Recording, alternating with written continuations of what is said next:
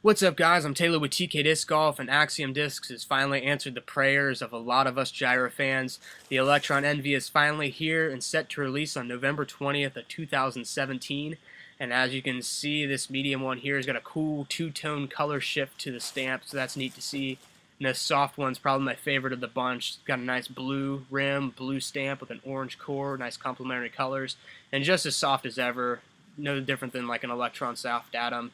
So it's cool to see that that's consistent along the MVP lineup as well. So hey, let's take a look and see how these things fly. Alrighty, to start off, we're going to do some hyzer releases. I have the basket set up at 250 feet, which honestly isn't too much of a stretch for me with an Envy. I can throw my Proton Envy out to about 275 on the golf course. And this is pretty much the shot that I go to when I want to pull an Envy out of the bag. Just throw it right at the pin on a nice hyzer line, goes straight, and then fades towards it, right under the pin pretty much every time. And that's what I like the Envy for the most. This Electron version seems to fly a little bit straighter, and when it starts to fade, it has a little bit more glide to stay in the air a little longer.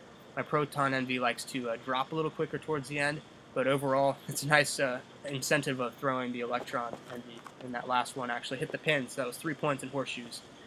But for this next set of shots, I was really trying to get the Envy to fly as straight as possible. So I'm throwing them really flat and enjoying the nice S shot that they can get. They'll hold a little bit of a turn for a while, but they want to start fighting back towards the center after they start to fade out. But one of the things I really liked was that they were flying straighter with this less effort. My Proton Envy, I got to really crank on it to get it to stay straight without fading super soon.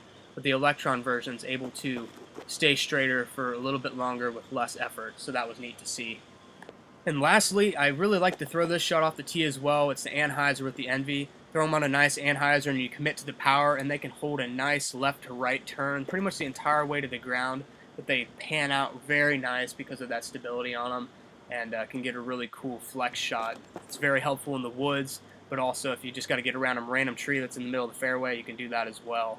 Obviously, you have to commit to that anhyzer, though, because then you do something like this, where you throw it on the angle, but you throw it too high and don't give it enough power, it's going to fade out on you because it's got that stability.